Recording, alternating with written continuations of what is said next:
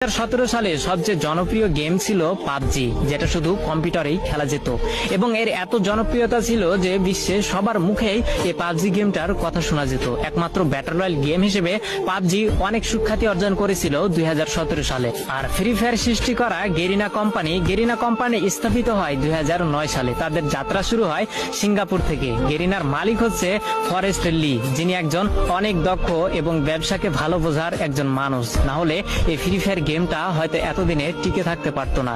তো 2009 সাল থেকে গেরিনার যাত্রা শুরু হলেও তারা কোনোভাবে কোনো গেমে সাকসেস পেল না, সবকিছুতেই তারা ফেল হয়ে গেল। একের পর এক ভিডিও গেম রিলিজ করেও মানুষের মন জয় করতে পারছিল না। তো 2014, 15, 16 সালে গেরিনা বেশ কয়েকটি গেম মানুষের সামনে উপস্থাপন করে, কিন্তু এত পরিমাণ ভালোবাসা এবং এত পরিমাণ জনপ্রিয়তা পায়নি গেরিনা কোম্পানি ওই অন্য গেমগুলোতে। কিন্তু সবকিছুতেই একটা টার্নিং পয়েন্ট থাকে, যেটা 2017 সালে গেরিনা কোম্পানিকে তাদের মোড় ঘুরিয়ে দিয়েছিল। যেহেতু 2017 সালে শুধু পাবজি গেমটাই ব্যাটল রয়্যাল গেম ছিল এবং মানুষের মাঝে উৎপত্তি হয়েছিল একটা বিশেষ গেম হিসেবে, সেহেতু গেরিনা কোম্পানির মালিক ফরেস্ট লি ভাবলো কেন না মোবাইলের জন্য একটা ভালো গেম উপস্থাপন করা যাক বা মানুষের সামনে ছড়িয়ে ফেলা যাক, যার হাত ধরে কয়েকজন টিম নিয়ে এই গেমটাকে তৈরি করার কাজ শুরু করা হলো।